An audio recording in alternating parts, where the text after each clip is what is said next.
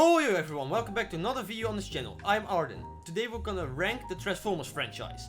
Well, okay, let me get this straight. I've never seen the Transformers animated movie. I've never seen the animated movie from back in the day. However, I've seen a lot of animated shows from back in the day, so I already guessed a little bit how it's going on. That being said, that's changed a lot on this list because yeah, well, you guys will see why in a minute. For now, we're gonna rank down the list. I don't know why I keep talking. I just want to give you my list. For the rest, I hope you guys had a nice week. I didn't ask that in the last couple of rankings, so I hope the last couple of weeks were great to you. Okay? I hope that. For now, let's get started. Coming at last place, number 7, is Transformers 4: Age of Extinction. This is one of the worst films I've ever seen, and on top of that, sitting through this movie was probably more miserable of going over an experience I've ever had. I remember me and my friend Nabil seeing this in theaters, and for the love of God, nothing happened in this movie and it just would not end. Nothing interesting was on screen, the action was beyond lame, the story was non-existent, the characters were terrible, the Dinobots were buried in the movie despite being in all the marketing, statutory rape is a plot point, and dear God, it just refused to end. I mean, I got nothing, guys. I still from time to time have nightmares of me being in the theater and it's just refusing to end. And let me leave like I'm a damn Vietnam veteran or some shit. I'm not even joking about that. And if you guys are wondering why I didn't leave that night, it's because my good friend Nabil Sapel, paid for my ticket and I didn't want to be a dick. Yes, I didn't want to be that fucking asshole. But ask yourself, at what cost? Well, I tell you what cost. My fucking sanity. Number 6 is Transformers: The Last Knight. Well, it can be argued that from a technical perspective, this movie was even worse than Age of Extinction. And yes, The Last Knight is more competently made with constant frame rate changes every 10 to 20 seconds, horrendous editing. However, while I could concede it as a worse made film, it wasn't as miserable sitting through this movie as with Age of Extinction. The misery I felt with that movie was god tier compared to this. This movie was more annoying than anything else. Between making Prime a bad guy, Quintessa being one of the most useless villains I have ever seen in a film, and turning Unicron into Earth. No, Unicron actually is Earth in this movie, and Bumblebee fought the Nazis, and the Underground Railroad was a Transformer, and goddamn, fuck my life. The film features bad acting, and I'll conceive plot, and at this point, my ass was just tapped out with this entire fucking franchise. Coming in number 5, unfortunately, is a little bit mixed. I have very little mixed feelings about these next two films, and I wonder which two is in number 5 and number 4. For now, it's Transformers: Rise of the Beasts. Well, I felt the Maximals from the Beast Wars were done so dirty, and especially Cheetor and Rhinox. The film's plot is literally the same as Revenge of the Fallen, and although the actors do a fine job for the most part, their actors are super thin, and when it tries to do something interesting, it all but abandons it. The best thing I can say for this one is that the action is shot well for the most part, and Pete Davidson gets a few legit laughs as Mirage. That's all I got for this one. I'm sorry guys, it wasn't a movie for me. At number 4 is Transformers: Revenge of the Fallen. Well, I give this movie a little more credit than the other movies I just discussed. This one was rushed into production during a writer's strike, and trust me, it clearly shows. As the script for the film feels unfinished, with many plot points going nowhere, and a lot of characters that feel very to the overall plot. I will admit I included the writer's strike into this placement because, to be fair, if the writer's strike wasn't happening, I really think this movie would have been a lot better. But you know, anyway, so this at least had an excuse why it was bad, and even Michael Bay admitted that he wasn't happy with the final product.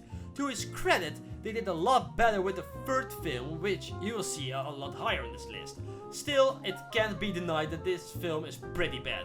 Shia LaBeouf's acting, it's like a dingus through the most of it. Julie White getting high of pop brownies. The Fallen being as generic as a villain can be, as they come and several lines of dialogue contradicting the story. For example, there's a scene where Megatron returns and tells Starscream that even in death there is no command but mine. Then in the very next shot, Megatron kneels in front of the Fallen and says, "Master, I failed you on Earth. No comment but your orders, my ass." Also, the Fallen states that only a Prime can defeat him, but Megatron kills Optimus Prime. He kills Optimus Prime, so yeah, why is Megatron this guy's bitch again? I don't get this, so yeah, this movie is terrible. Moving on. Coming in number 3 is Transformers 2007. Now, I'll admit, when I first saw this movie in theaters, I liked it a lot. It was cool seeing the Transformers in live action. That scene where the Autobots first show up in the alleyway and transform was awesome. And the movie had a legitimate great build-up. I do like Shia LaBeouf as an actor, I always have. That scene with Scorponok in the desert was awesome, and just hearing Megatron saying the words, "You have failed me yet again, Starscream," put a huge smile on my face. In retrospect, there is a lot to like in this film, and there still is. But as time went on, the euphoria kinda died down for me, and I started to notice all the flaws in this film. Most of the humor is low-hanging fruit. John Turturro, who I normally love in movies, is just annoying in this movie. A great deal of the plot doesn't really make sense. Like, how the fuck did the Autobots know about the location being printed on the glass? It always bugged the hell out of me. So yeah, the movie has some bright spots, but they don't make up for all the problems that plague it. Then again, as far as the first live action outing of the Transformers goes, it's got good enough for action and enough dumb fun to make it memorable. Coming in number 2 is Transformers Dark of the Moon. This is the Transformers movie by Michael Bay that from day one I always liked.